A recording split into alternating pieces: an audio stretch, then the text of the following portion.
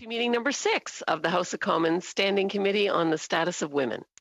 Today's meeting is taking place in a hybrid format pursuant to the House Order September 23rd, 2020.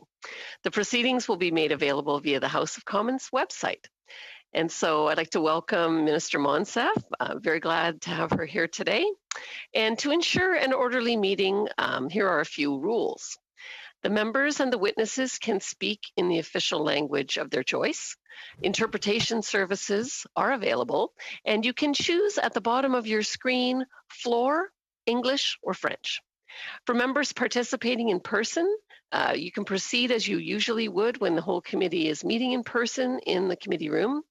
Keep in mind the directives of the Board of Internal Economy regarding masking and health protocols.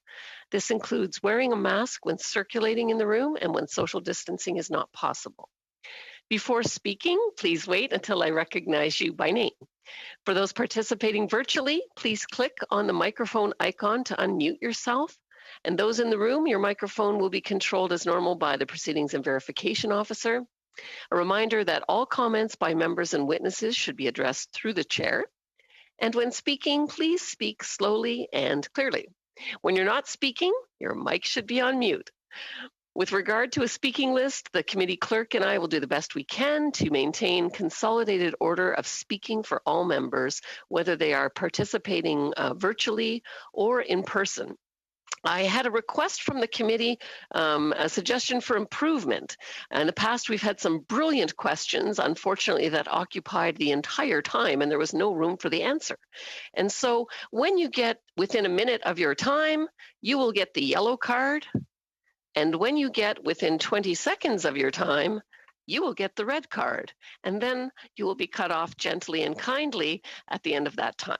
So with that, we will start in. We're really happy today to have, as I said, Minister Marion Monsef, the Minister for Women and Gender Equality, and the officers from her department. We have Ghislaine Roy, who's the Deputy Minister, and Nancy Gardner, the Assistant Deputy Minister, in this first panel. So I would invite the Minister to begin her comments, and then we'll go into our rounds of questions.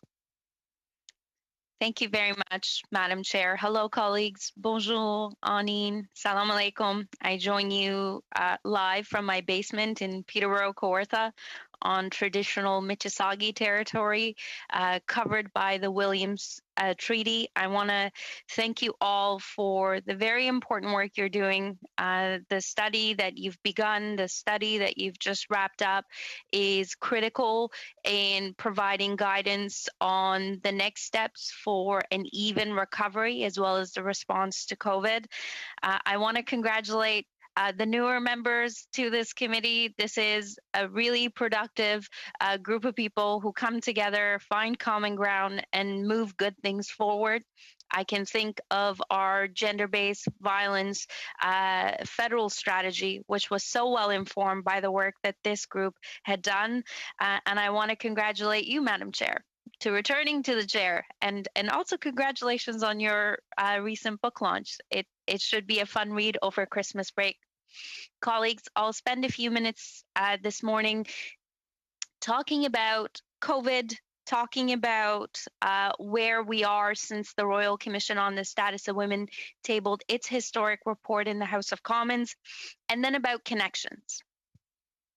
COVID has, without a doubt, hit women hardest. It's hit the most vulnerable, those in rural communities, those with disabilities, trans women, Indigenous women, Black and racialized women, particularly hardest.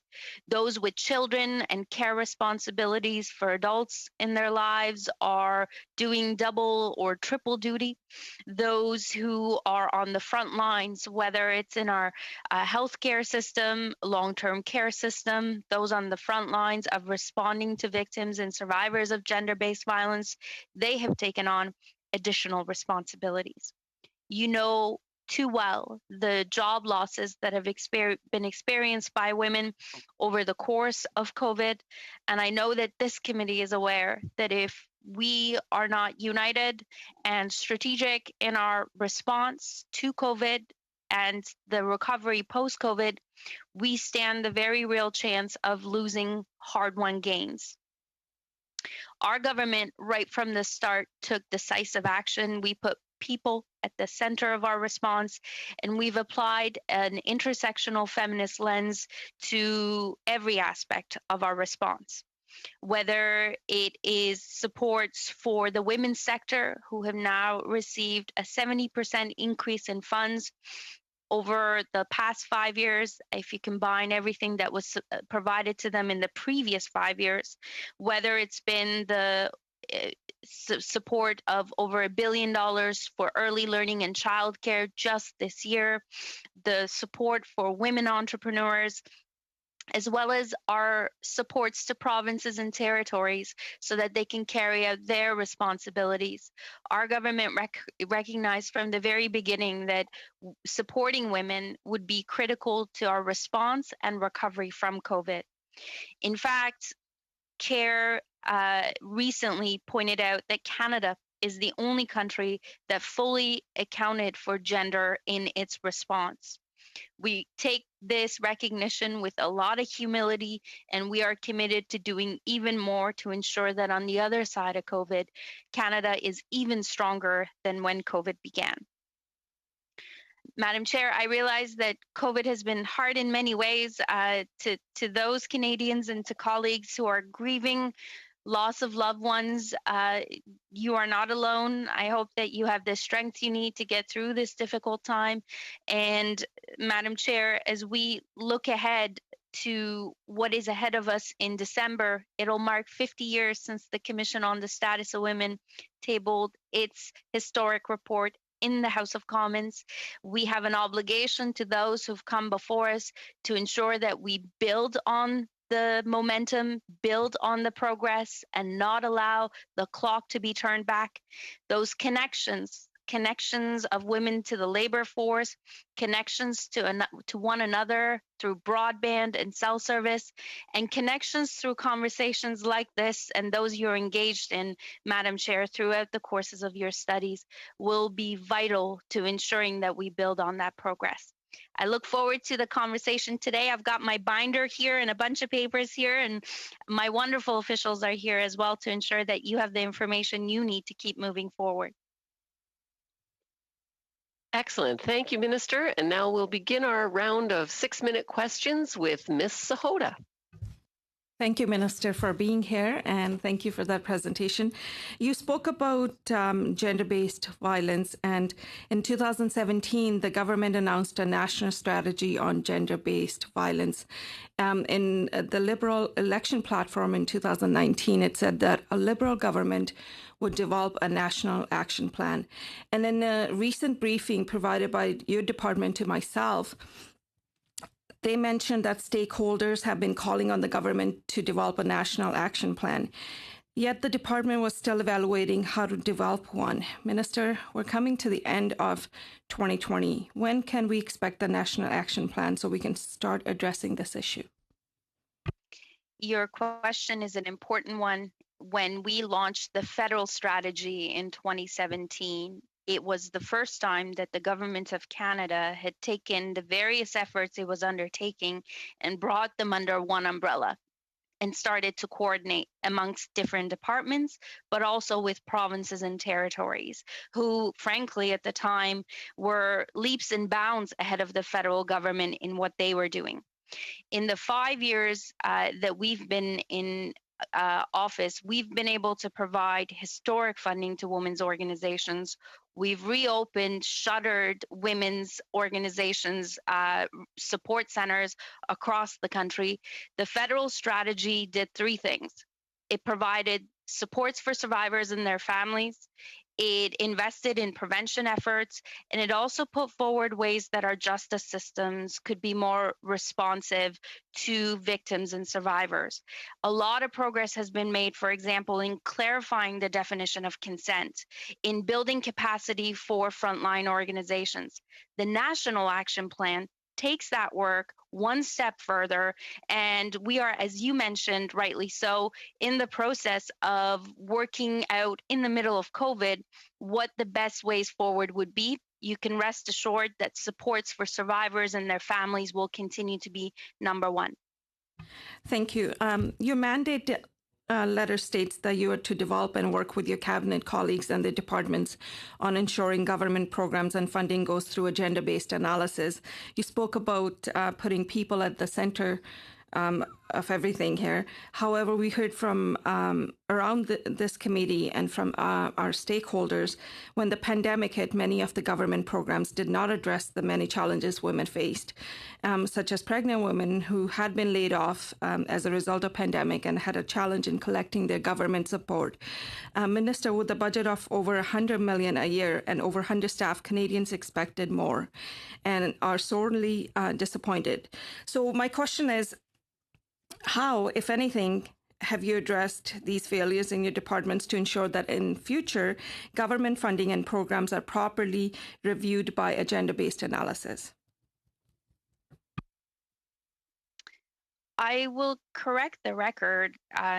We have actually been recognized as having the best gendered lens, intersectional gendered lens to our COVID response out of all countries. In the early days of COVID, as you know, we were dealing with a disease that none of us really knew, and we acted quickly to provide immediate supports to Canadians who needed it the most. Millions of Canadians received income supports. Businesses received the supports that we could provide in the early days. And ever since, we have pivoted because we listened and have tweaked our measures to ensure that they meet the real needs.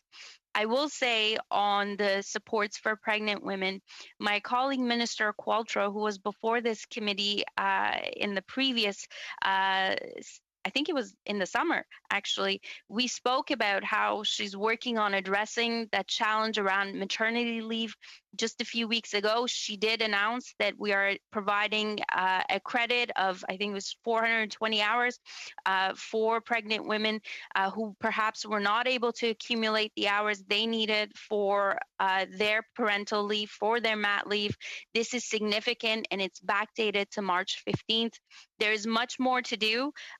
I'm proud of our government's record on this, but as I said in my opening remarks, Madam Chair, we come to this with humility, knowing that we can always strengthen our response. And if colleagues have suggestions on ways that we can do that, this committee is certainly a forum for that, as is the follow-ups and the conversations between committees. Thank you. In the previous parliament, your government passed a piece of legislation that required boards to be made up of a diverse group of people, including ensuring women were represented. Can you please update the committee on how this is going?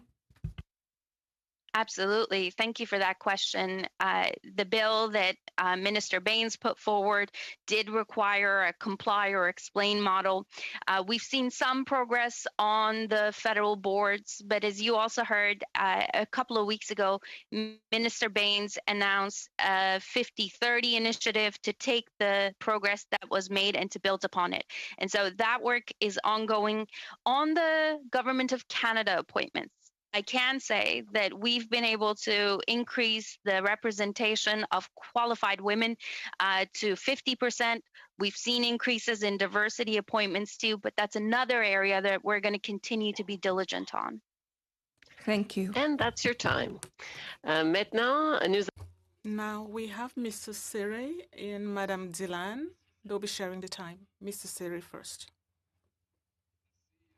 Thank you, Madam Chair. Thank you, and I'm really grateful for all your ongoing dedication and focus to ensuring that all government decisions have a GBA plus and a rural lens. So you are all not only the Minister of Women and Gender Equality, but you are also the Minister of Rural Economic Development. So thank you for your time on Zoom town halls in Northern Ontario the past 2 weeks. And we know that the needs of rural communities and the needs of women are different than urban and suburban communities. So there are more barriers to accessing help. So earlier this month, you announced the launch of the Universal Broadband Fund. So Minister, can you expand on how this will help women experiencing domestic violence and how the government is ensuring that women receive reliable services via the internet too? Merci, MP Sarey. It's wonderful to have you back on this committee as well. As I mentioned in my opening remarks, connections are vital to our ability to respond to COVID, but also to recover from it. Connections can mean conversations like this, but how vital has it been for us as professionals to be able to stay connected to our colleagues, to our work, and that high-speed internet access has been a lifeline. For parents who are providing that, double and triple duty for caring for their kids, particularly around online learning, particularly around staying connected with their parents in long-term care homes. These connections are vital. And yet about 2/3 of Indigenous communities don't have this access. About 60% of rural communities don't have access. And about 2% of folks living in urban ridings, urban communities, don't have high-speed access. We responded to Canadians with a plan that they asked for. The plan is the single largest investment in connectivity. It includes a rapid response stream for connections that can be improved over the next year. It includes investments in cell service as well as fiber. It includes transparency. It includes a partnership with Stats Canada to ensure that we are following the progress of this investment. And of course, it includes a concierge service, a one-stop shop so that rural communities who don't have the capacity to navigate this complex ecosystem on their own can pick up the phone and reach out to smart engineers and project managers on the other side of the line who can help them navigate the process, get connected so that Canada's recovery can be complete. I'll be honest, rural Canada never fully recovered from the 2008 recession, and women with children never recovered. Thank you, Minister, for that response. And also on the onset of the pandemic, our government recognized that we've asked Canadians to stay at home. Not every home was safe. So alongside the Prime Minister, you announced $50 million to support organizations servicing women and their families who are fleeing violence. And earlier this fall, you also announced an additional $50 million. In my riding of Nickel Belt, funding organizations that service women's centers like the Sudbury and the West Nipissing Women's Center, stayed open and to accommodate servicing women fleeing domestic violence. So, Minister, can you provide us with organizations and how much money was provided nationally to support these organizations? Thank you. Let me just interrupt. Did you still want to share your time? Because you're over your half. A minute. Yeah. So we got a minute. Okay. Minister? Organizations like the Sudbury and West Nipissing Center, let me just, on behalf of the Government of Canada, thank them for their tireless work and for supporting women and children in their hour of need. As you said, not every home is a safe home. And that 50 million response was immediate. It came within hours of the pandemic being declared. And we were able to partner with Women's Shelters Canada and the Canadian Women's Foundation. And funds were able to flow directly into the bank accounts of these organizations to do exactly those things that you mentioned, MP Serre. We also were able to top up that amount with an additional $50 million, and we'll be rolling that out very soon because the pandemic is far from over and the winter is going to be long and difficult, but we will be there for our partners on the ground, just as they're there for Canadians in their most difficult hours. Ms. Dillon, 1 minute.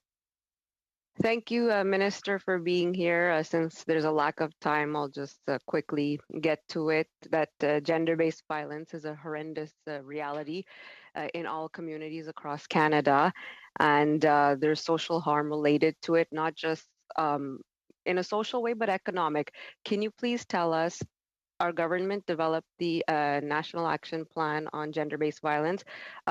Just give us an update quickly on the development of this plan. Thank you so much. You're right, MP Dillon. The scars that are caused by gender-based violence, including sexual violence, never fully heal. The best we can do is be there for those who experience it and do what survivors have asked us to do, which is work to prevent these violations from happening to others. Since the pandemic began, we've not only responded with emergency supports, we've also engaged in hundreds of conversations with experts who are providing us with necessary feedback expect to shape the National Action Plan. And I'm happy, Madam Chair, to keep this committee in the loop of that information and the progress we're making. Merci beaucoup. Thank you very much. Madame Larouche, you have 6 minutes. Good afternoon. Thank you, Madam Minister, for joining us today. It's very symbolic. Since tomorrow we'll be starting 12 days of action against violence, gender violence, and this will go on till the 6th of December, an important date because in Quebec, with what happened in the Polytechnic, you mentioned it. I asked you that question in summer because we studied gender violence, and violence against women worsened during the pandemic. So I think this is a good opportunity for us to implement the action plan on gender violence. I asked you that question in the summer. My colleague put the question to you just now. Do we have a plan? Do we know when the plan will be implemented? You've just talked about the National Action Plan. Could you tell us some of the measures that will be anticipated in that action plan? Merci, Madame. Thank you, Madame Larouche. The 16 days of activism to address and prevent violence against women are upon us this year with a particularly somber tone, as we're not able to come together on December 6th in vigils to light candles and to lay roses as we would have in previous years. This year is particularly important, as I said, because December 6th and all the sadness that it comes with is followed with December 7th, the 50th anniversary of the tabling of the Royal Commission on the Status of Women's report in the House of Commons, which was the beginning of a series of significant gains for women and gender diverse peoples. Where we are with the National Action Plan, we have been connecting with labor groups, with Indigenous leaders. Later today, I'm meeting with disability activists and folks with disabilities themselves and exceptionalities. We've reached out to rural communities. My brilliant parliamentary secretary, Goody Hutchings, has been working with the justice system, with police services across the country, and victim support services. The reason why we are having these very methodical conversations, almost at the community level, including the Federation of Canadian Municipalities, as well as provinces and territories, is because Ottawa will come up with a plan based on what we've heard from experts and survivors on the ground. But it will be up to communities to implement those plans. And we need to ensure two things. First, that the National Action Plan is reinforced and working in parallel with the response to the calls for justice around the MMIWG inquiry. And second, we understand what communities need in order to be able to implement their own community safety plans. We are, of course, working very closely with Quebec and other provinces and territories to make sure that they are on board, to make sure that the framework that we've put in place meets their realities. And again, the process is methodical and careful, but there's a recognition across the country that we have to move with urgency. And I'm pleased to say that actually at that federal, provincial, territorial table, colleagues, despite our differences, we are united in a belief that we need to do more, that we can do more, and that all Canadians expect us to do just that. Merci beaucoup. Thank you very much, Madam Minister. You said, I don't really quite know who said so. I don't know who said Canada was the only country that had a gender lens during the pandemic for economic measures. Please remind me who said that so we can look into that. I'll also like you to know that maybe some of the economic measures were not necessarily appropriate for women. I'm thinking of the emergency account. Some women had difficulty accessing it because they had more personal accounts. They had very small businesses. There are women in my constituency who contacted me to tell me the difficulties they had accessing some of those economic measures. So who actually said Canada adopted the gender lens?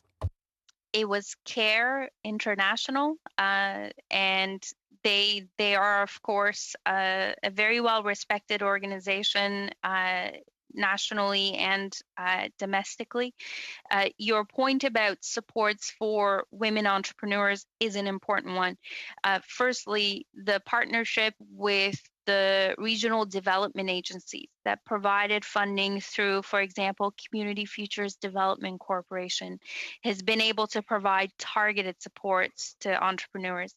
My colleague, Minister Ng, was able to secure an additional $15 million for the women entrepreneurs across the country. And most recently, our finance minister was able to put forward additional measures that provided small businesses with additional supports for their fixed costs. It was great to see it move forward earlier this week, or I think it was yesterday, and very much looking forward to ensuring that those businesses that can remain viable stay so, and those businesses that are so critical to the character and the vitality of our communities have the supports they need to make it through a difficult winter. Madam Chair, as we approach Christmas, as we approach the holiday season, I know all of us are going to do our part as MPs to encourage buy local measures, particularly in smaller and rural communities where those entrepreneurs are doing everything they can to keep their doors open. They need to know that we'll be there for them, just as we've been since the beginning of the pandemic. Thank you. Ms. Matheson, 6 minutes. Thank you, Madam Chair, and thank you, Minister, for appearing today. I just wanted to kind of continue on with the line of questioning from my colleague from the bloc, in that with all due respect to CARE, they are a wonderful organization, absolutely, but I find it difficult considering for the majority of the witnesses that we heard throughout our study on how COVID has impacted women, that so many women have fallen through the cracks. And when the government was pushed on the fact that CERB was provided, that there wasn't an actual GBA plus lens applied to it. So if in fact that is the case, moving forward in terms of the new programs for EI and the care benefit and the sick paid sick leave and so on, do we have your assurances that moving forward that will be absolutely applied with a GBA plus lens? Thank you for that very important question. COVID has highlighted challenges that existed before the pandemic. Structural, systemic challenges that were hurting communities pre-COVID are in sharp focus now. It may be difficult to consider that CARE has recognized Canada as having the best intersectional gendered response, but it is true, and it doesn't mean that we don't have more work to do. On those three measures that you referred to, as well as the new CERB, both the EI, the care benefit, the sick leave, an intersectional gendered lens was applied, and I think we can all agree that those particular measures are going to disproportionately benefit women, disproportionately benefit racialized women, disproportionately benefit those who perhaps did not have these care benefits before COVID, but now don't have to make the difficult choice between staying home when they or a loved one is sick or going to work and risking a spread of this very cruel disease. Okay, thank you. So in 2018, the government finally, after a lot of pressure and work from New Democrats, which we're very, very proud of. But finally, in 2018, your government introduced the pay equity legislation. However, a few weeks ago, the PBO report published and said that the government actually hadn't implemented the act.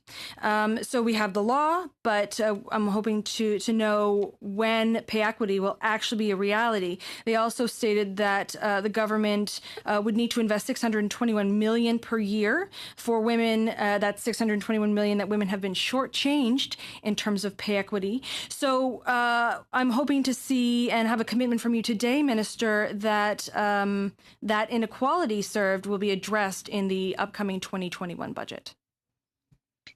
Another really important question. Pay equity is about ultimately valuing the work that is predominantly done by women. And it's not just the right thing to do, but it's the smart thing to do. As you mentioned, the legislation is put forward, and we are working on implementation. As you know, Karen Jensen has been appointed to serve as Canada's first pay equity commissioner. She's developing tools and resources for employers to be able to support employees, to be able to support them with the implementation. In light of the need for many workplaces to focus on COVID-19 over the last number of months, we have slightly delayed the publication of the regulations for later time, with the potential of coming into force in 2021. We want to get this right, and Minister Tassi, the minister tasked with the implementation, is absolutely on it.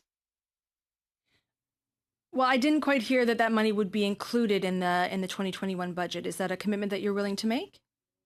I think that's a very good question to ask our finance minister, who's working very hard on ensuring that the fall economic statement on the 30th moves forward, and then she'll be focusing her attention to the budget. Well, I'm sure that you have some influence with her, so I'm hoping that takes place.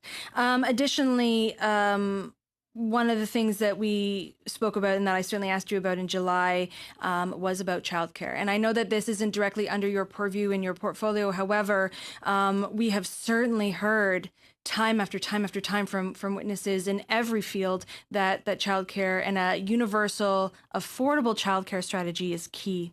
So I'm wondering again, if you've had conversations with both the Minister of Finance and your colleague, Minister Hussain, the Minister for Families and Children, if money that was promised by this House in a unanimous consent motion, the $2 million, and then additionally what witnesses and stakeholders in childcare are asking for $10 million over the next 5 years, if that money will be in the 2021 budget as well. Early learning and childcare is critical to a full recovery from COVID. In July, we were able to announce $625 million in federal supports for the childcare sector to ensure that they were safe and that the spaces could stay open. In addition to the bilateral agreements on early learning and childcare, this investment means that this year alone, the Government of Canada has invested $1.2 billion in childcare, and that's a 67% increase over the next highest year in history. Because of our investments, over 40,000 childcare spaces have been created, and absolutely, Minister Hussain is working diligently, and we are supporting him to do just that. The key word that I've learned from Professor Kate Bazanson is that Canada needs a childcare system. The word system. Thank you. Now we're going to go into our second round. And we'll start with 5 minutes. Ms. Jag Sahota. Thank you, Chair. Minister, when I asked you about gender-based analysis, if the programs had that lens applied, you said, Minister, and that women were left out of some programs where they couldn't get the financial support. You said that Minister Qualtrough is fixing the programs or has fixed the problems where women can't get the support. My question is how and why did we get to that stage where the program needs to be fixed when your mandate letter requires you to apply the gender-based analysis lens before the programs are rolled out, not 2 months, 4 months, or 6 or 8 months later when women have already lost their jobs and have felt the financial impact? I think that every Canadian appreciates that we are in the middle of an unprecedented crisis and that the pandemic is obviously something that we have been working on since, the beginning of the year. And I think Canadians also appreciate that their government listens. When they say something needs to be improved, when they say something is better, I think Canadians expect that governments listen. And we've done just that. In addition to the supports we put forward around parental leave and mat leave, we were able to put forward Minister, a credit. My question is, why wasn't the gender analysis lens applied before the programs were rolled out? That we need to fix those programs afterwards? we were able to put forward historic number of programs and deliver them in record timing. Canadians told us to focus on speed and to perfect the programs after they'd been rolled out. We did just that, and Canadians can rest assured that we'll continue to be there for them throughout COVID, post-COVID, that we will take what they have to say seriously and respond to their needs. Members of Parliament have played a really big role in providing those eyes and ears on the ground to ensure that the decisions we make in such tight timelines, in a matter of months compared to years, take into account lived realities as well. You still didn't answer my question, but I'll try a different question, hoping for an answer.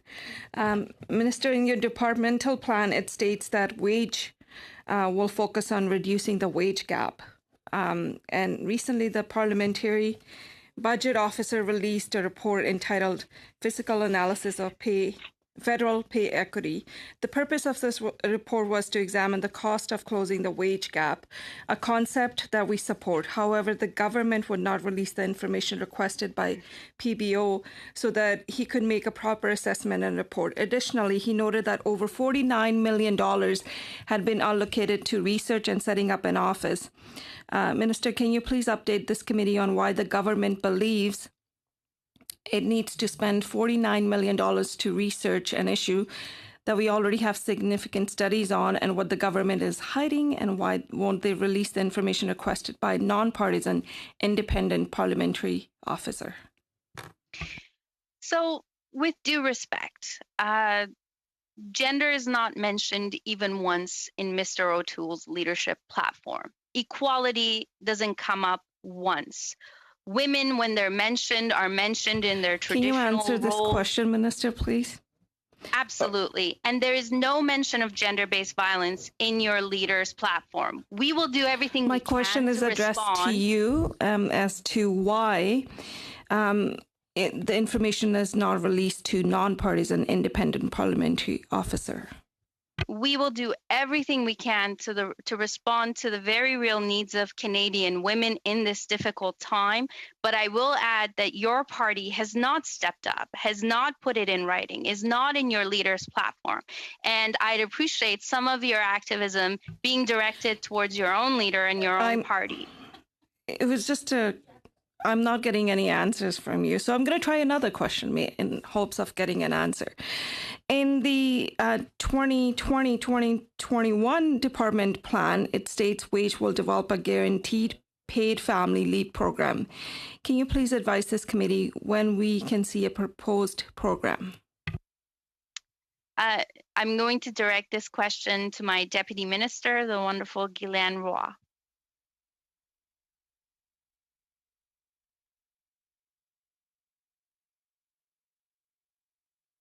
Ms. Roy, you're on mute. Good morning, everybody. I believe that the honourable member is referring to support we would give to another department, that the department led by Mr. Qualtrough. WAGE has a mandate for gender equality, but we also have a mandate in terms of supporting other departments on key initiatives that are important levers to support women and gender equality. So I believe your reference is about, when you talk about a guaranteed paid leave program, it's probably a program that doesn't belong per se to WAGE, but we are in support of other departments. So. Very good. And that's your time. Now we're going to go to Ms. Saeed and Ms. Sidhu, who will be sharing their time. It's 5 minutes. Thank you, Madam Chair. I would take this opportunity to thank the Minister for appearing before the committee and for all the work which you are doing to support women and girls across Canada. Really appreciate that. One important topic which we all hear about, and one of my colleagues, Ms. Matheson, also started on that, is about childcare. We have heard from many, many witnesses that childcare is an essential part of getting women back into economy. And not just getting back to normal, but building back even better and stronger than before. Childcare is a topic of interest within the media, policy experts, and of course, my constituents, all moms and dads who know that childcare is essential to growing our economy and giving our children the best start in their life. Minister, can you please speak on to why childcare strategy is important to Ashi recovery and how it will contribute towards gender equality? Thank you, MP Zahid, and for your very important work as Chair of Immigration and Citizenship. As one of your witnesses, Armin Yaliznian, Dr. Armin Yaliznian said, there will be no recovery without early learning and childcare, and she's absolutely right. The Prime Minister very clearly referred to it in the speech from the throne, and ensured that it was recognized as one of the key ways of moving women, moving our economy forward, with the alternative being rolling back the clock decades and decades. Early learning and childcare is also one of the 167 recommendations that came from the Royal Commission on the Status of Women's report. And this piece around paid work, unpaid work, care work traditionally done by women, just expected to be done for free, it's held our economy together. And I think what COVID has allowed us to see is just how much care is core to who we are, core to our economy. And Minister Hussain is working diligently to develop the framework that we hope will have buy-in from our colleagues in provinces and territories. Ms. Sidhu. Thank you, Madam Chair. Thank you coming back to our committee, Minister. I'm happy to recognize your work with the women from diverse communities across Canada, and including organization from Peel, which you met, I think, 2 weeks ago. December 7th, 2020 marks the 50th anniversary of the tabling in Parliament of the report of the Royal Commission on the Status of Women. It is incredible to look back at this report to see the difference made in the past 50 years for women.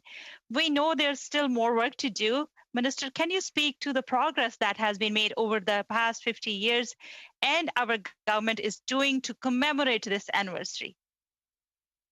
Thank you so much, MP Sidhu, and for your work as Vice Chair of FIWO. That's very important for us and for those diverse communities like those in your community. I was happy to connect with folks like Pink Attitude. I thought that their voices were echoed by many we've heard in Black, Indigenous, and racialized communities across the country during COVID. We have seen progress over the past 50 years. When a police is called to a case of domestic violence, they respond now. 50 plus years ago, they would see it as a matter between man and wife and let it be. Women can now apply for a mortgage and be qualified to do so without needing their husband's signature on that application form. There's a department within the government of Canada responsible for women and gender equality. This didn't exist in 50 plus years ago, and that is all a testament to the tireless advocacy, the pain and the suffering, frankly, of those who've come before us, who pushed for these changes and who found creative ways to make it happen.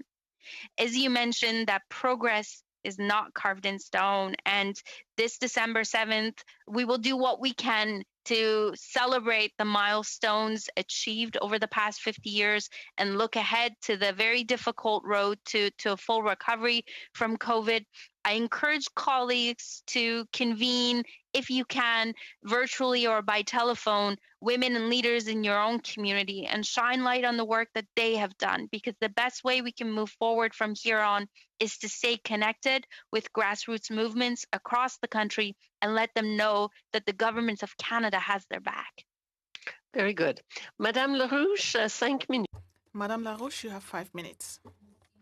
Thank you very much. Or rather, 2.5 minutes. I was already happy. Very well. Madame Monsef, you said that you met some Indigenous leaders as part of your action plan. How would the national action plan you are developing, how would it consider the calls for justice arising from the national inquiry on the missing and murdered Indigenous women and girls, and the work done by the Truth and Reconciliation Committee. How is that work being integrated into your National Action Plan? Merci, Madame Larouche. Thank you, Madame Larouche. That the two work hand in hand.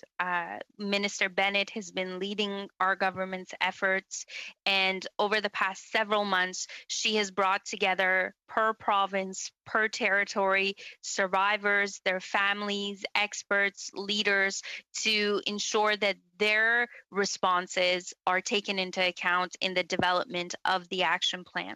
We are first and foremost ensuring that we commemorate and remember the stories of those missing and those who are gone.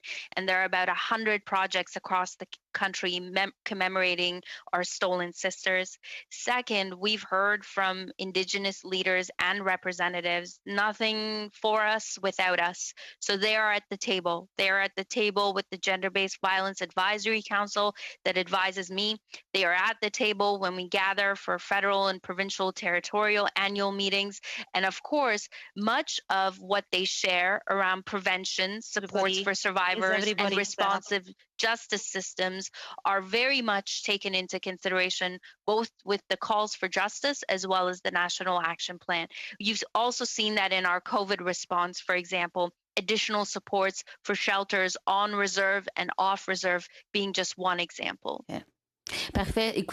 Perfect.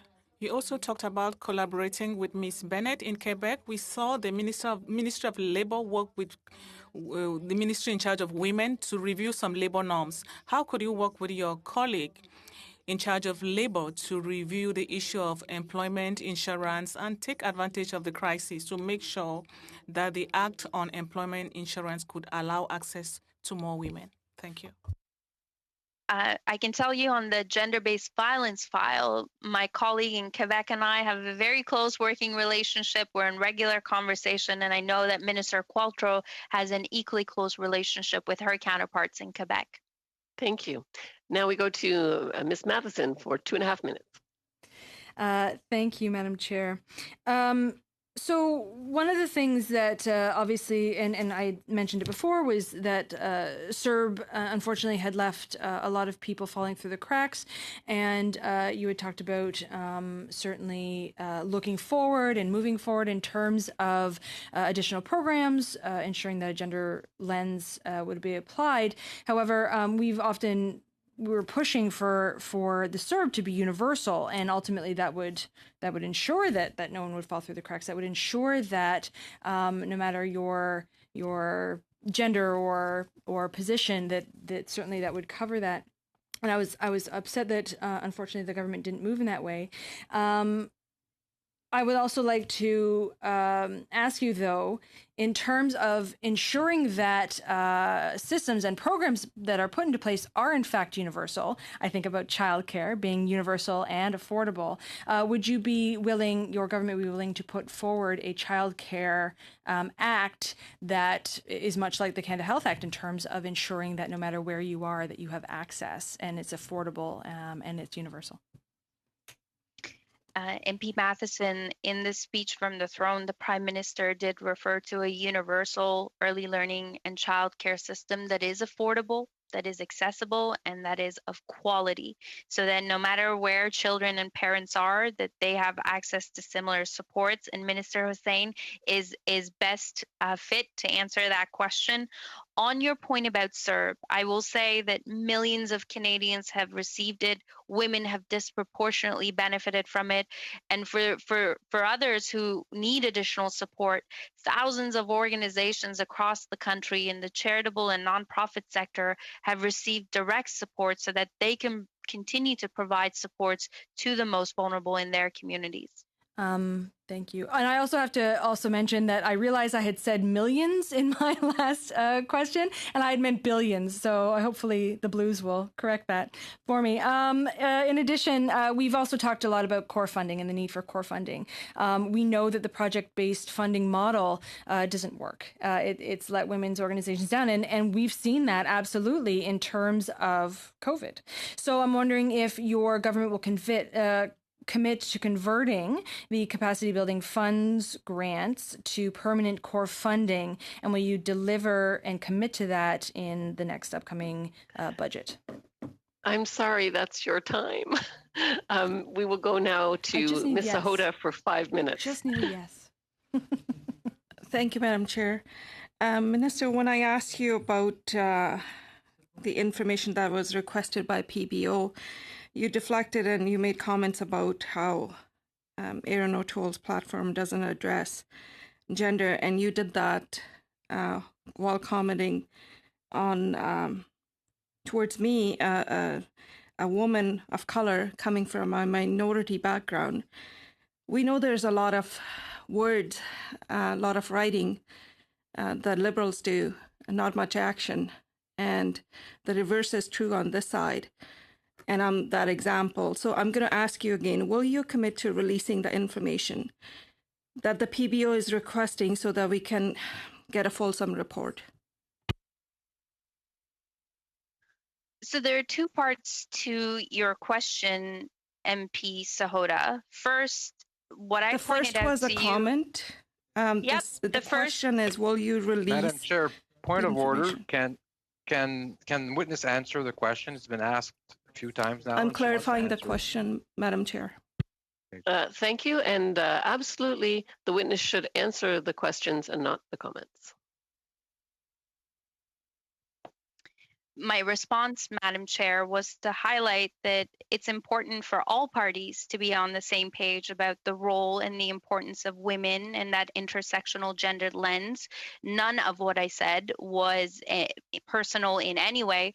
In fact, as I've spoken with MP Sahota in the past, I look forward to working with her. And yes, racialized women like us do need to stick together, because there are a lot of communities counting on us to speak on their behalf, communities who've not traditionally had a voice in places of power like Parliament Hill.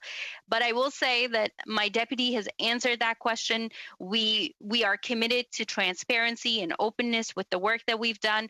When the PBO, when Parliament's officers of Parliament provided recommendations to us on how to improve GBA Plus, for example, we were there, we rolled up our sleeves, and we improve the way that we apply that intersectional gendered lens. My department and I will follow up with you directly. I have pages and pages here about the departmental results framework, and I'm happy to share that with the committee, Madam Chair, through you, and of course directly with MP Sahota. Thank you, Minister. So once again, I'll make the question maybe a little bit shorter. So when can they expect this information released to them? I will ask my wonderful Deputy Minister to respond.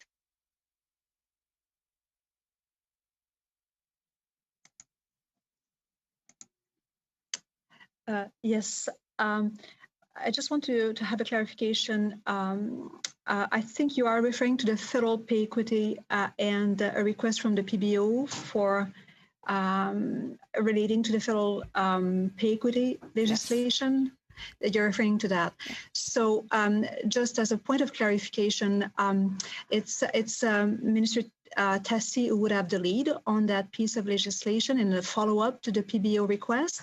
So what we could do, Minister, if you agree, we could follow up with the department that is responsible for this and then provide an answer as a follow-up. MP Sahota, does that meet your needs? Is that sufficient? As long as I get the answer. Okay, we will follow up. Thank you, Deputy. Madam Chair, do I still have time? 1 minute. In the 42nd Parliament, this committee published 2 reports taking action to end violence against young women and girls in Canada and women's economic securing the future of Canada's economy.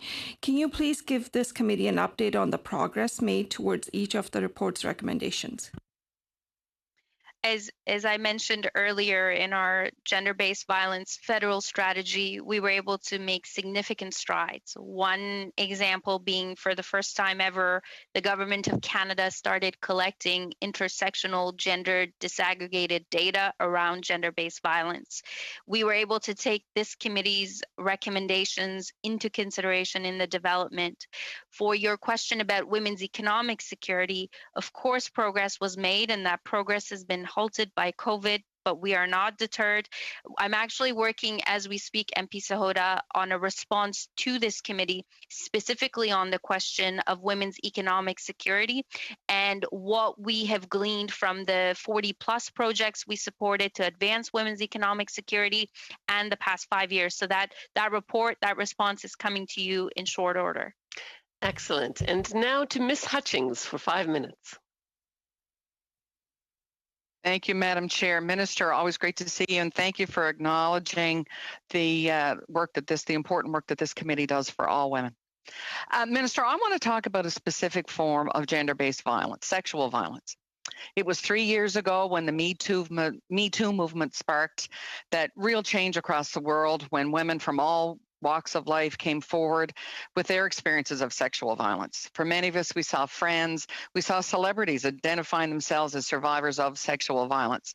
Soon after that came the hashtag #MeToo, hashtag Time's Up, and before that, there was the Been Raped and Never Reported.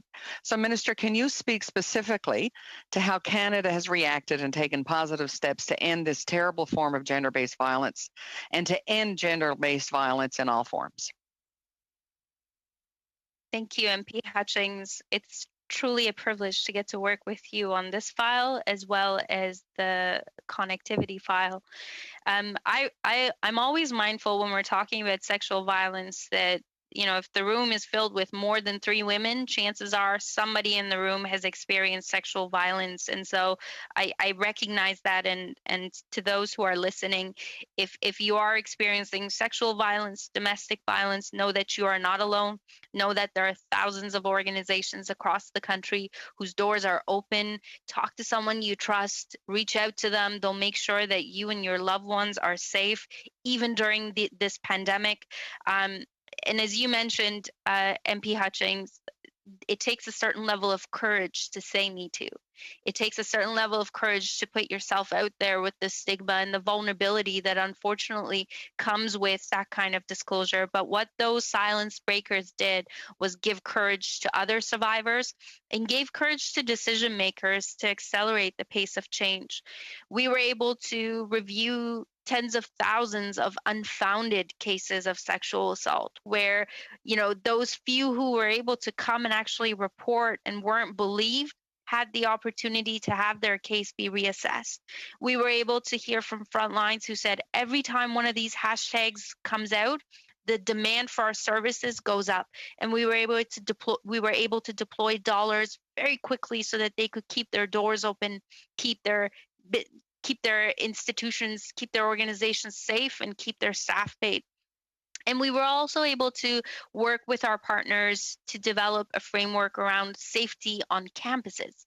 You know, 41% of sexual assault cases in Canada are reported by those in post-secondary institutions. And we also heard that men and boys want to and can play a really important role in, you know, not just being a bystander, in addressing some of the harmful attitudes and behaviors that lead to rape and sexual assault and the trauma that follows. And we've been able to work with dozens of organizations across the country working to heal men, but also supporting men who are working with other men to address those problematic attitudes. This issue of sexual violence and gender-based violence will not be solved easily. It will take generations of work. And that's the kind of work that I know this committee and this parliament, and of course our government, is committed to continuing. Thank you, Minister. And I'm sure you'll agree, everyone will never forget what 2020 has been. There's been struggles and pains, there's been resilience and strength and innovation and resistance. and our country has come together. We've made sacrifices to flatten the curve, and we've been innovative in supporting folks. But it's also been a year that we've celebrated differently too. I always used to look forward to the many pride parades throughout my riding, and this year, of course, was different, as many of the events were virtual. And our commitment to stand with our LGBTQ friends and family and neighbors and community is very important to me. So, Minister, can you speak on our steps the government has taken to demonstrate our unwavering support for all Canadians? MP Hutchings, you're making me nostalgic at the end of this very terrible year. I think that for LGBTQ2 Canadians and organizations that support them, knowing that the government of Canada and frankly all parties in the House are with them after decades and decades of advocacy is really, really important, and we should continue that. Minister Chagger will be working to roll out millions of dollars for LGBTQ2 organizations. This is the first fund of its kind, and knowing her and the Prime Minister, certainly not the last. We've had bills passed in the previous Parliament that provided protection for trans and LGBTQ2 Canadians, which did not exist before. And of course, we're taking their realities into consideration, both with the response to COVID and specifically in the gender-based violence strategy, because we know that they are disproportionately affected by violence, especially in these very difficult times.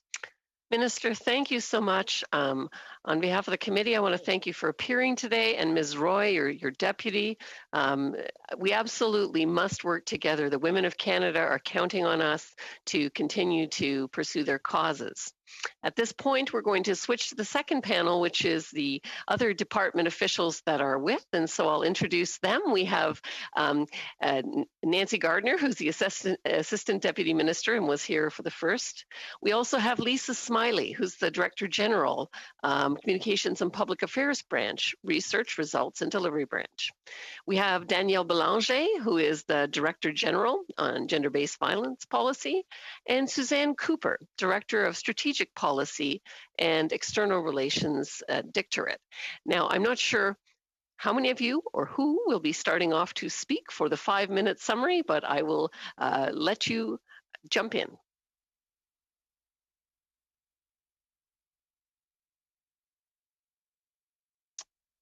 Good morning.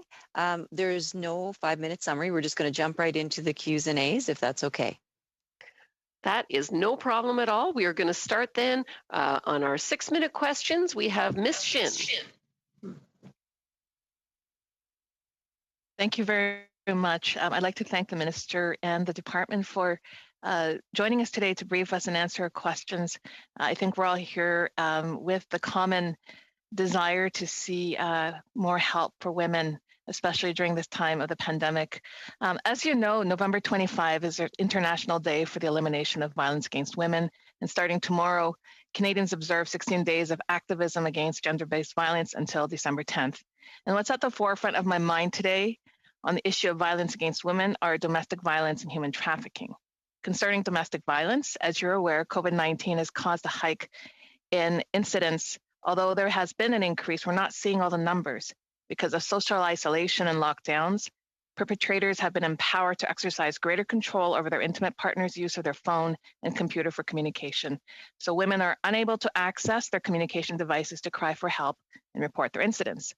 In our last committee meeting, we heard that there have been tragic barriers to protect that have prevented protection of victims and helping them from escaping their perpetrators. For example, court closures prevent access to court orders, and in some regions, limited access to public transportation and closures of community support agencies have greatly hindered exit strategies. In some cases, public health service workers lacked trauma sensibility and were sending back victims of domestic violence to their perpetrators because they were inaccurately assessing their need for help and to leave.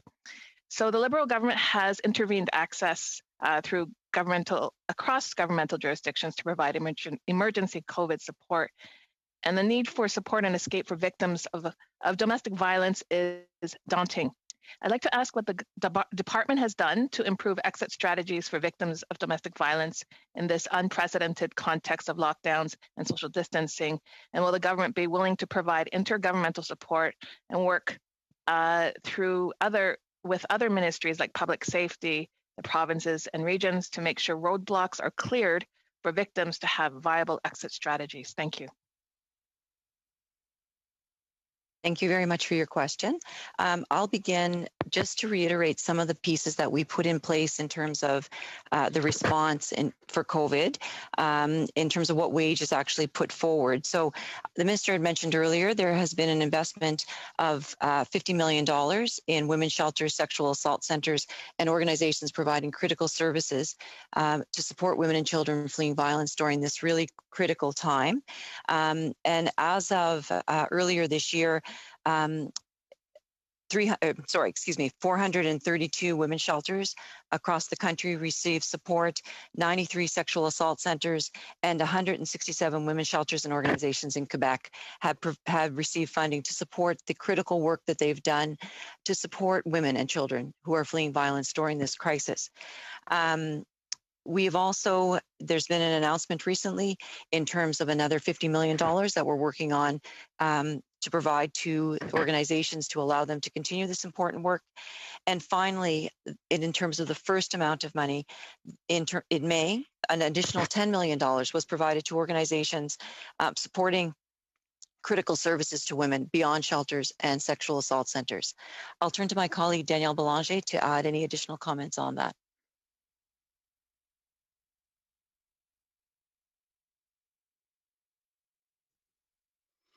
Thank you so much, Nancy. Yes, we've had, with the emergency funding, we've had a number of testimonials also that have come to us from a number of organizations. Definitely, it has been, COVID has certainly exacerbated a lot of what we knew before pandemic.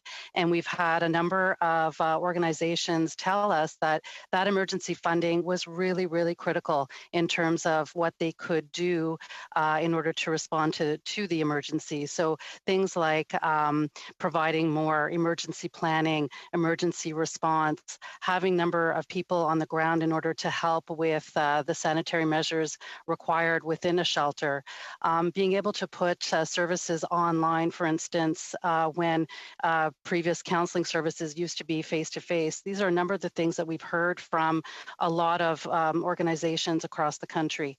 I also wanted to add to that with COVID and even pre-pandemic, we've also been working on the Gender-Based Violence National Action Plan. And we've been, this was mentioned earlier in some of the questions to the minister.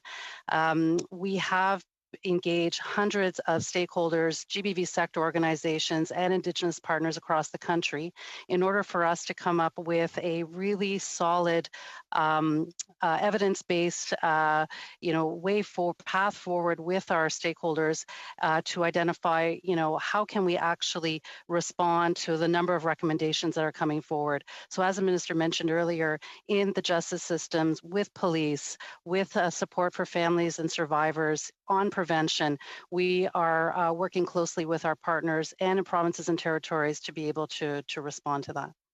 Thank you. Thank you. My second question has to do with human trafficking. Again, with lockdowns and now the world moving online to virtual meetings and excessive time on social media, young girls have become prey to, and it's just not just young girls, but because we're on the topic of women, I'm focusing on them. They become prey to predators scoping out victims for human trafficking. And Canada has a wide border south of us that makes our country a stomping ground for human trafficking.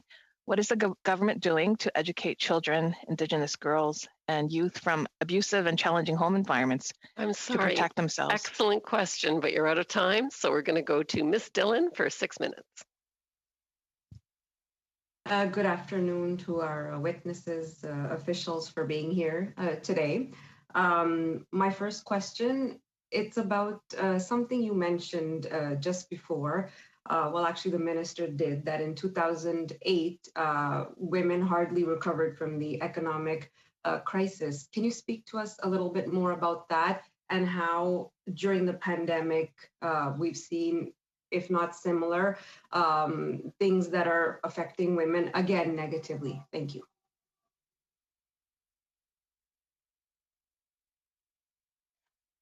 Thanks very much for the question. I'm going to turn to my colleague, Lisa Smiley, who's going to be responsible for just responding to that specific question.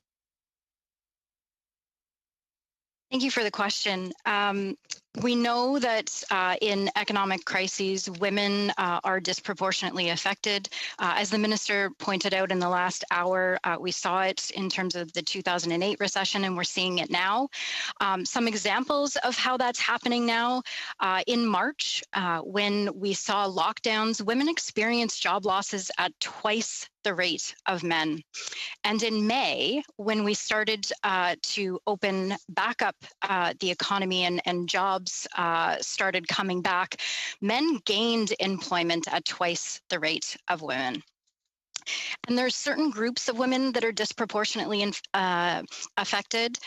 In fact, it's younger women who still are 11% away from their pre-COVID employment. They still have not gained back employment.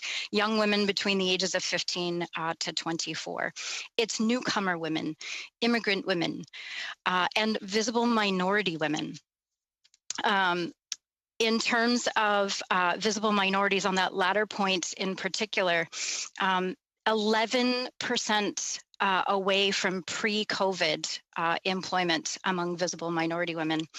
Indigenous women are only at 88.4% of pre-pandemic employment. And we know that this is in part because of care work. It's in part because of industry segregation, the sectors that women tend to be overrepresented in. So those are some of the ways in which women are impacted economically and some of the reasons why. Perfect. Thank you for that answer. I raised something last week with one of the organizations regarding women fleeing situations of domestic violence or being unable to. And we see that there are children who are witnesses to that violence. There are children who are susceptible to that violence. My question to you is, have you seen a lot more of an impact on children who are living vicariously that violence through their mothers, those who are victimized by abusive partners? Thank you. Thank you so much for that question. It's a really important point that you're raising. And as we have been working with the organizations that have been providing the support during COVID, children have been a really critical part of that response. We know that the organizations that we have been supporting used some of the support to actually look at what are the things that they need for the kids, the children that are actually going to be part of their center or part of their shelter. We know that these organizations, with the support that we've provided, were able to access funding to allow them to get special services, materials for kids if they're actually, in school, things like that. So it's a recognized need that has been demonstrated throughout the pandemic, and for sure we're hearing that. Minister Moncef held a number of roundtables in line with what's been happening for gender-based violence in the National Action Plan, focusing on kids and safe kids during COVID, and we learned a lot has taken place with other government departments, but like I said, mostly in terms of the shelters support network, it's been a priority focused from that group as well. I'll turn to my colleague Danielle. Was there anything else to add on that? She's getting off mute. Yeah. So just one additional piece of information is that we've also heard that the online sexual exploitation of children tip line saw a 66% increase in reports. So we find that to be very troubling and certainly something that we should be turning our minds to for sure in the next little while. Thanks. Perfect. Thank you so much for bringing us that very important statistic. That's a very significant jump in the reporting of sexual trafficking. Can you please explain to us how maybe, according, maybe your opinion, what can be leading to this type of jump in statistics when it comes to trafficking and the vulnerability and victimization of children? Thank you.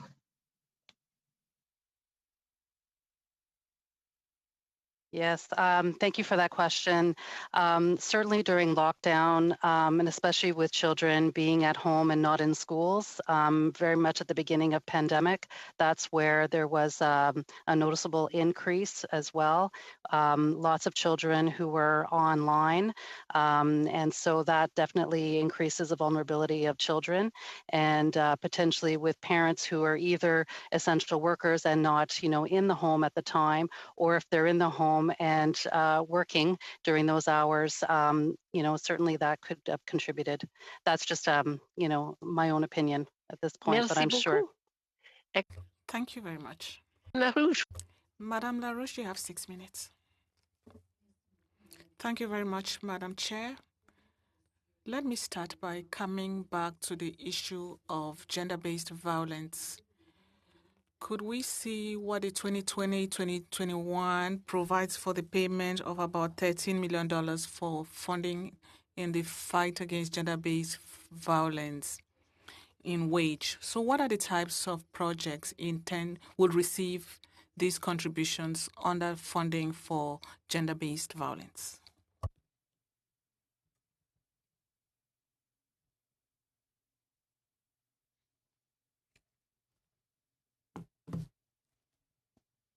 Sorry about that. I'm just getting unmuted. Thanks very much for your question. In terms of the gender-based violence federal strategy that we have underway right now, there's about 60 projects that we are funding in the department for an approximately amount of just over $50 million. These projects are actually providing essential, working towards providing what are the supports and pieces that need to be in place to end gender-based violence in Canada and to support individuals. There's a number of projects that I will that I have at my fingertips, but I will name just a couple that we've got. The YWCA in Montreal, as an example, is one of our projects that is being funded, and that project is looking at what are some of the models that are available to support individuals and services available to newly arrived immigrants who are survivors of gender-based violence coming into Canada. A couple of other examples in Ontario, Family Transition Place in Orangeville, providing support for rural responses, promising practices to support survivors and their families. And there's another project that I would just highlight, Disabled Women's Network of Canada, and it's a project really looking at evaluating peer support of promising practices for women with disabilities who have experienced violence. So, as I said, there's a number of these projects that are underway, looking at what are the approaches that can be piloted and what can we learn from those projects in order for us to be able to implement programming that would be able to be implemented across the country. We're at the very initial stages of this initiative. It's the wage portion of the gender-based violence federal strategy. So a lot of these projects have just started within the last year, and they're multi-year projects. So 3-4 year projects, really looking at a longer-term analysis of what the results could be to inform us for future programming. Perfect. How would the department allocate resources when it comes to gender-based violence, and what commitments will be made by the department when it comes to assessing the projects and the funding program for gender-based violence? It's an excellent question. We have programming, as you know, we have the gender-based violence program, we have the women's program, capacity building, a number of other programs where we're supporting about 650 projects across Canada, which are distributed across the country, depending on organizations that apply, depending on the needs in certain parts of Canada. Often when we have a call for proposal process, we look at what applications are coming in and we determine if there are gaps. So in some cases, if we don't see projects, in Atlantic Canada or in our territories, we would work with stakeholders on the ground to determine if, there are initiatives that they feel that need to be supported. We would work with them to see how we can actually help them in ensuring some of these projects are submitted for application and review. We just want to make sure that there's not a part of the country that does not have the support and programming that's required, which is why we pay particular attention to that type of distribution. And earlier, I think the minister mentioned in terms of the National Action Plan for gender-based violence, working very closely with the provinces and territories. So that has been very, very key for us. We have excellent working relationships with our provincial and territorial colleagues across the country, working with them not only on the gender-based violence programming, but on all programming that support women. So we're often in close contact with them when we have a call for proposal process to ensure that the proposals that are coming in are in line with some of the projects that they've seen or the needs that they see that need to be met in your province or territory. Because those people better know what is happening in their community. For example, in Quebec, it's not the same needs as in British Columbia, as we saw during the crisis. There were regional differences. So if I understand you well, the department intends to take into account its partnerships with Quebec and the provinces and to be listening to what is happening on the ground as it implements its action. Absolutely, absolutely. In the COVID response, the original amount that I talked about earlier for shelters and sexual assault centers and other organizations assisting women fleeing violence, we worked with the province of Quebec in terms of a partnership and provided support to the province of Quebec for that government to provide support for the organizations on the ground. Like you said, knowing exactly what's happening was really, really critical for us. Merci. And working with the province was great. C'est la fin.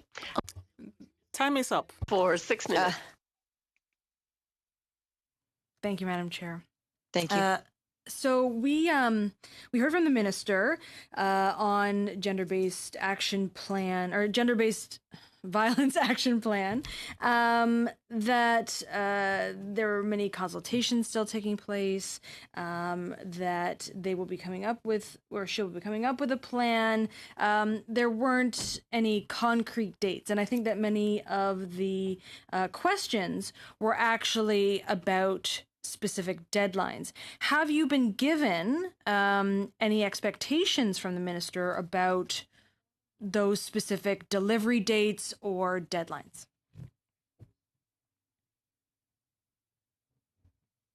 Sorry about that. I was just trying to get off mute again. As the minister pointed out, and Danielle had referenced earlier, we are in the process right now of looking at and working on and participating in numbers of engagements across the country. The speech from the throne reiterated the need to have a national action plan for gender-based violence. We are continuing that work, and that work will inform us in terms of what are the pieces that are absolutely required to be included in a national action plan. Okay, so this has been going on for a number of years now. Do you have any sort of sense about a potential closing date that we could actually expect when this could an action plan could be announced as a moving forward, at a specific date? Well, I don't have a specific date, but I can tell you that the National Action Plan is something that was just reiterated in the speech from the throne. We do have a federal gender-based violence strategy, and I'm going to turn to Danielle to highlight some pieces of that, but we are building on the federal strategy, informing a national action plan, and working with our provinces and territories, because that's a really key part of the National Action Plan, as well as with our Indigenous partners. Danielle? Thank you for that, Nancy. And, it is definitely, the National Action Plan was reiterated recently, but with the federal strategy, we have been working in this area for a few years now. So in 2017 and 2018, there was an investment and a commitment of $200 million over 5 years and $40 million ongoing. And we're working with key departments, federal departments, including the Public Health Agency, Public Safety, Immigration and Refugee Canada, RCMP, and we're starting to see some early results. And we do have a GBV federal strategy annual report. We have 2 annual reports that have already been released, and we have a 3rd upcoming that will demonstrate some of those accomplishments to date. But again, as we mentioned earlier, engagements are happening across the country because we know that there are many recommendations for an integrated and national action plan with our provinces and territories. And so that is something that we're working on in parallel with the federal strategy.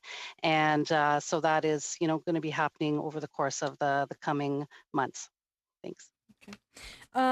When talking about the capacity building fund, I believe you said that there are 650 projects funded under that, if that's correct.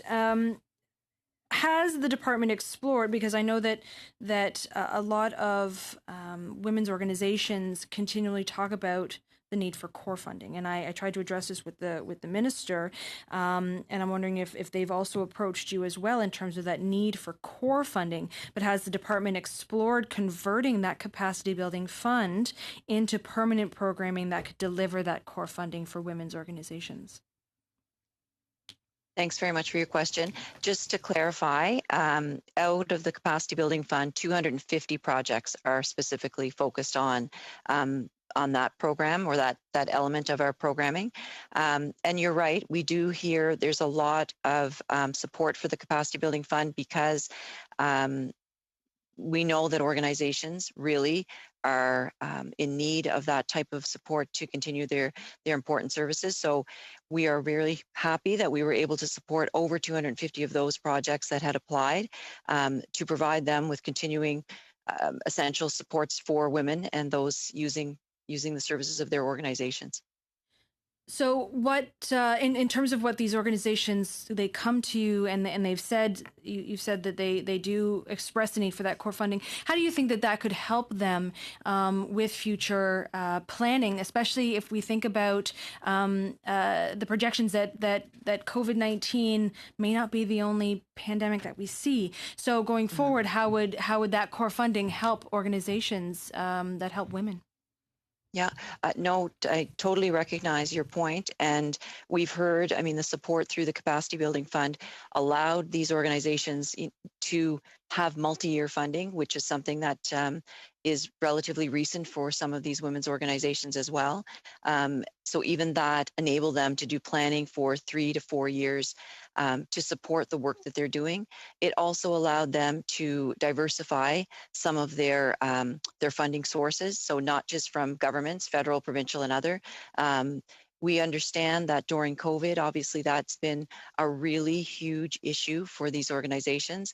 The support that we were able to provide to organizations during the COVID period allowed them that just that additional amount that they needed because there was limited amounts of availability for fundraising and things like that.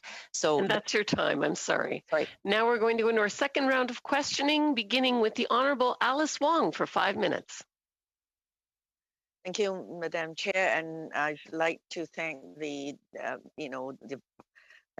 Deputy Minister and her staff coming over to answer some of our very tough questions. Before I start, I'd like to ask, if the Deputy Minister can send me, my office, a list of projects they have approved in the city of Richmond, which is the most diversified in the whole nation. So if you could, direct whoever is in charge to send me a list of the projects and the kind of funding for women organizations, because as you said, they're dying for funding, and yet fundraising is such a challenge. In fact, they asked me if I could help. Then, of course, as the MP, I'm trying my best. So this is one request. Now, getting back to some really, burning questions. Long-term care and long-term homes have been hard hit by the COVID. And so elderly women, especially those who are living in those seniors' homes, they probably, need a lot of help for different departments to work together. So I'm wondering if you could shed some light about whether there's any intergovernmental or interdepartmental efforts in handling this very challenging challenges in the home care, long-term home care situations. Thank you very much for your question. We've worked together before in other departments, and we've spoken a lot about this issue for sure. We work very closely with our ESDC colleagues, often in that department, because they have a lot of support for some of the programming that you're speaking about. One example is the $9 million that was provided through United Way to support services for Canadian seniors. So we want, when we are talking about some of these difficult issues, for sure, we work interdepartmentally to see which department can look after which need has been presented. During COVID, for sure, that's been something we've been working very closely with colleagues at ISC and CERNA, ESDC, public safety, many departments, to see where we can actually get programming that's going to meet the needs of our vulnerable populations. Specifically for us, at Women and Gender Equality, of course, we provide support and funding for organizations that are providing direct services to women and children, particularly around the COVID response. But your point is very well taken in terms of us working better and more closely together with our interdepartmental colleagues to ensure we're meeting the needs of all of these folks, depending on the department's priority. Thank you very much. I'm glad to hear that, especially about the United Way 211, because I was the first minister, during my time as the minister to initiate that. And I'm glad that finally, after these years, because I was no longer in the office after 2015. So thank you very much for having it. And still, it's not a national, all a national yet. There's still regions which 211 is not available. So I'm hoping that your department will keep working on that, so that more seniors and volunteers or helping seniors can really start using that line. Now, my other question is about caring for the carers, because we know that a lot of women are caregivers, formally and informally, especially those who are actually doing unpaid jobs, like helping to look after the sick kid, helping to look after the seniors at home, because some of them are now reluctant in sending their seniors to long-term care because of the death toll. And then also they physically, mentally need support as well. Is there anything, any specific funding? I know there's a tax credit, but that is not exactly, that doesn't meet all the needs. So could you again, tell us what else your department can do to help these informal family caregivers? As we talked about earlier, we for sure at WAGE have been able to provide supports for organizations that are providing critical services, specifically though for those individuals fleeing violence. But there have been a lot of support provided to organizations, for women's organizations, to enhance their capacity. We'll check. For us, that's part of our mandate. Specific support provided to care workers or for those individuals providing that particular function is not within our area of work, but we can check to see what other sources could be available to you, or maybe we could. Thank you. C'est votre temps. Nous continuons. We will proceed with Mr. Sere. You have 5 minutes. Thank you, Madam Chair. I want to thank all the witnesses here. You are working very hard behind the scenes over the decades to help people. Thank you, and continue working in your domains. GBDA Plus has been around for 25 years, but governments weren't utilizing it. And in the fall economic statement of our government in 2016, we committed to be utilizing as an all-government approach. Our budget 2017 was the first budget ever in Canadian history that had a gender chapter in the budget itself. We heard from witnesses they may not be aware of what our government has done regarding the analysis. So I wanted to have the opportunity here for you to explain a bit the process that you undertake to have with all other departments to ensure that our legislation and budgets and programs have a GBA lens plus to them.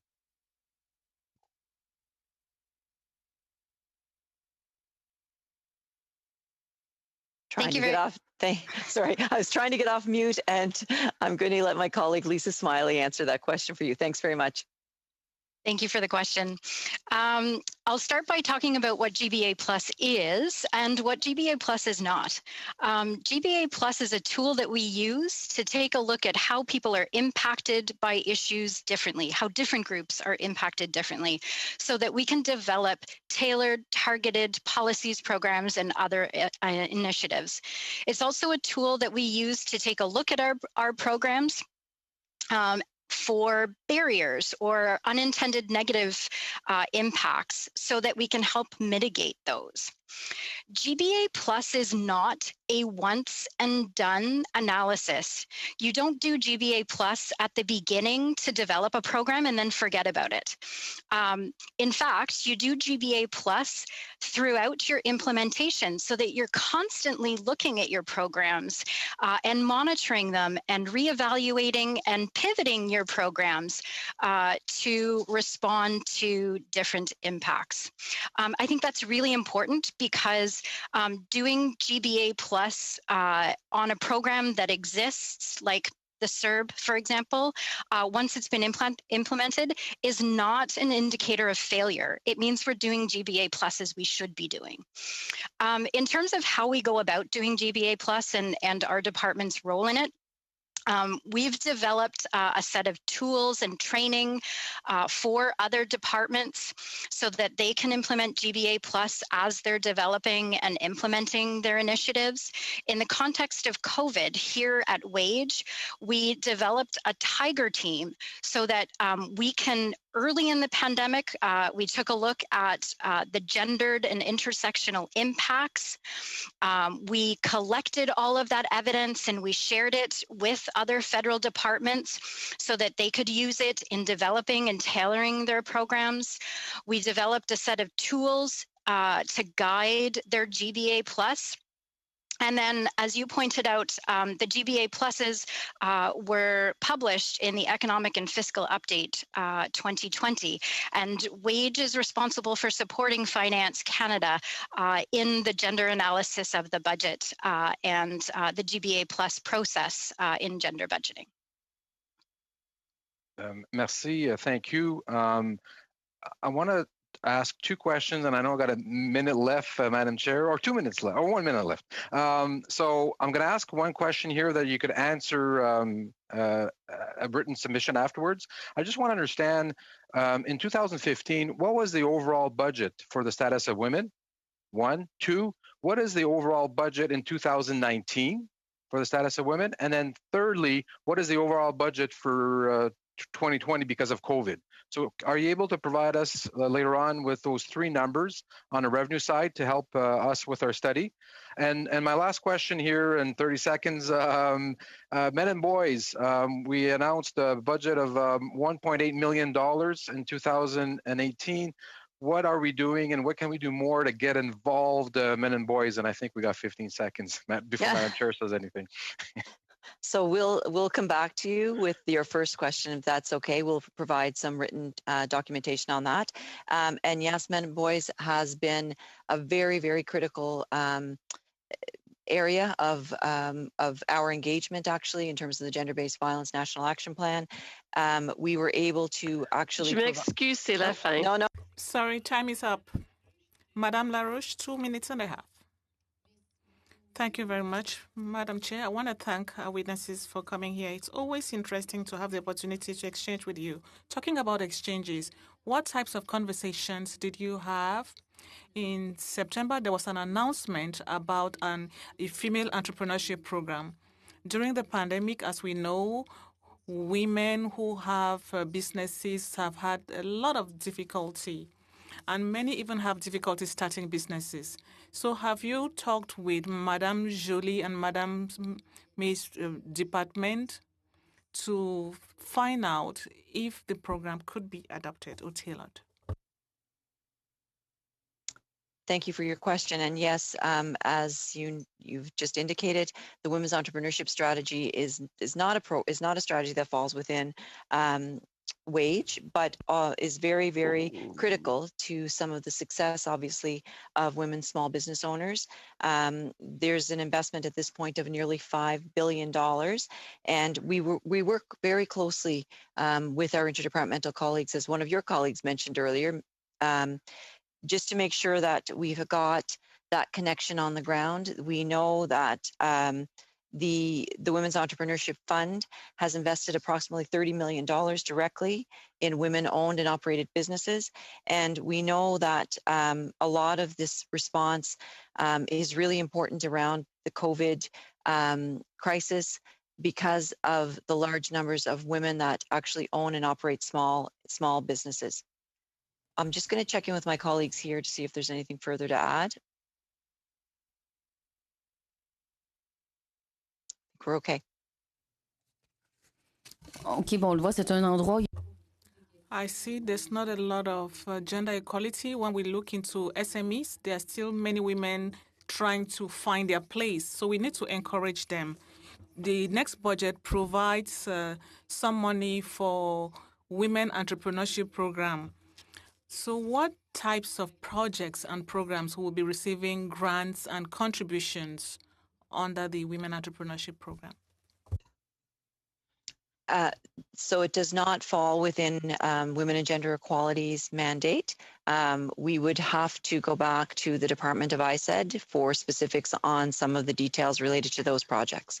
Merci. Now to Ms. Matheson, 2.5 minutes. Thank you, Madam Chair. So many provinces have domestic violence leave. However, the federal government does not have an overarching leave strategy for women who are experiencing domestic violence.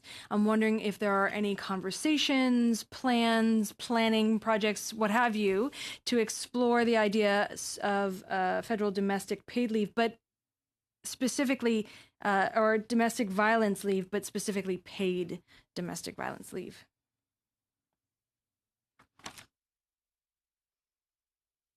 I'm turning to my colleague. Yeah. Thank you for the question. The government did change the laws to provide 5 days of paid leave to workers in federally regulated workplaces who are survivors of family violence or the parent of a child who's a victim of family violence. So over time, that was something that has come into place. And so I know that there's in provinces and territories, there are some discussions ongoing, and we do recognize that there are some uneven application, of course, but certainly in terms of the Government of Canada, we wanted to ensure that those laws of 5 days of paid leave were implemented for federally regulated workplaces. Okay.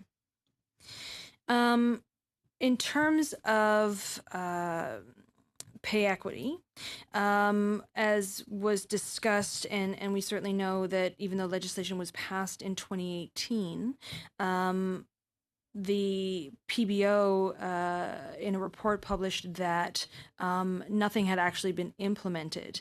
I would like to know about the plans for or a timeline, if you have them, for implementing the legislation and achieving actual pay equity that so many women have been yearning for so long.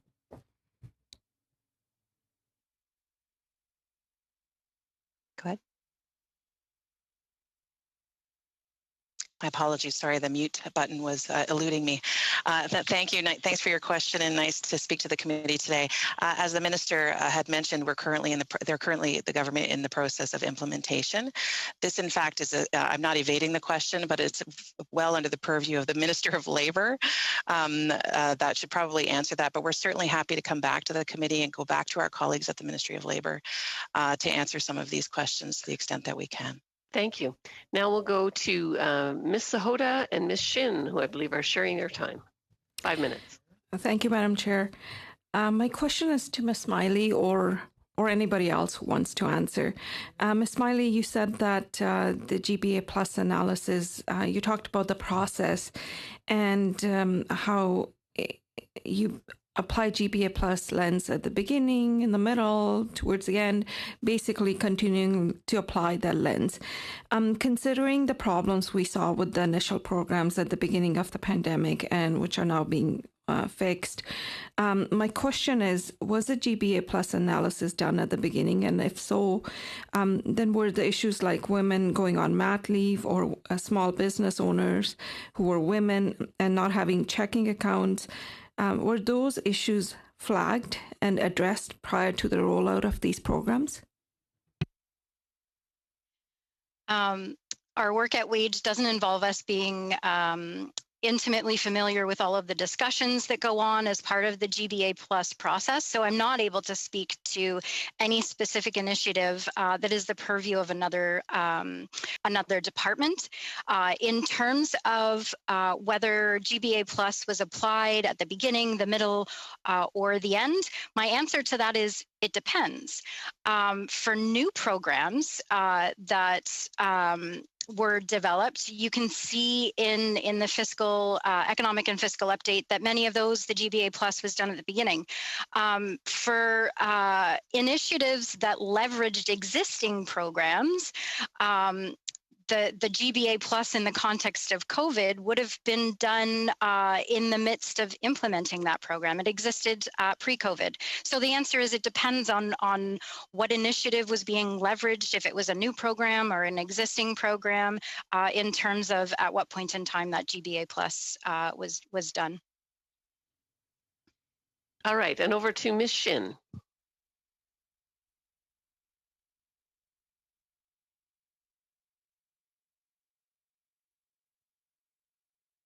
Ms. Shin, your camera.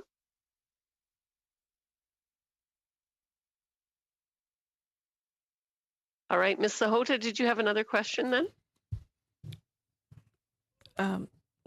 Not really. Okay, no problem. Caught me off guard. I can take that. I can take that. Alice. Yes, going back to the Women Entrepreneurship Program, I know that, again, I know this belongs to another department, but definitely women need extra help because they have to balance between family and business. Is there any specific funding from your department which can help women entrepreneurs to also, be able to balance between family and business? That's my question. Thank you.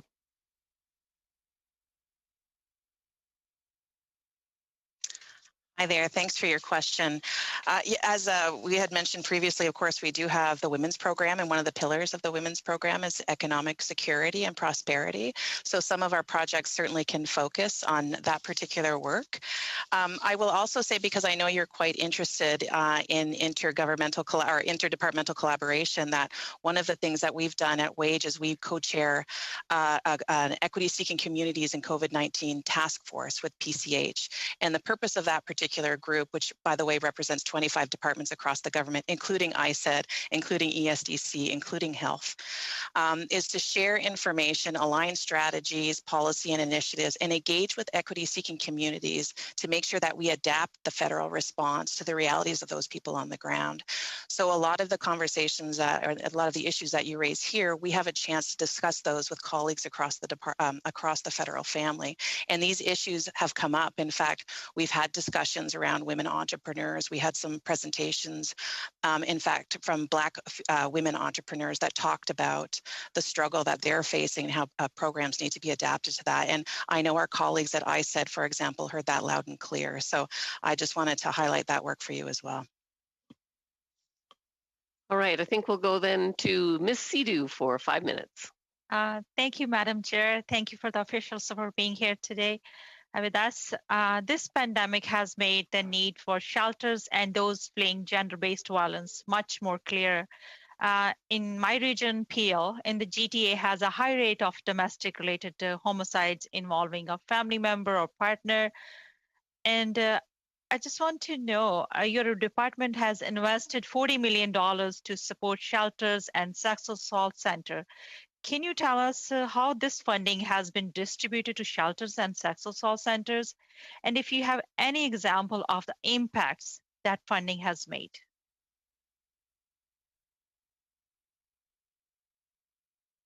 Thank you so much for the question. Yes, as I'd mentioned earlier, we had distributed through Women's Shelters Canada 432 women's shelters across the country had received support specifically to assist them during the COVID crisis. And we have received a number of testimonials from specific organizations just basically saying what this money and what this funding has meant to them.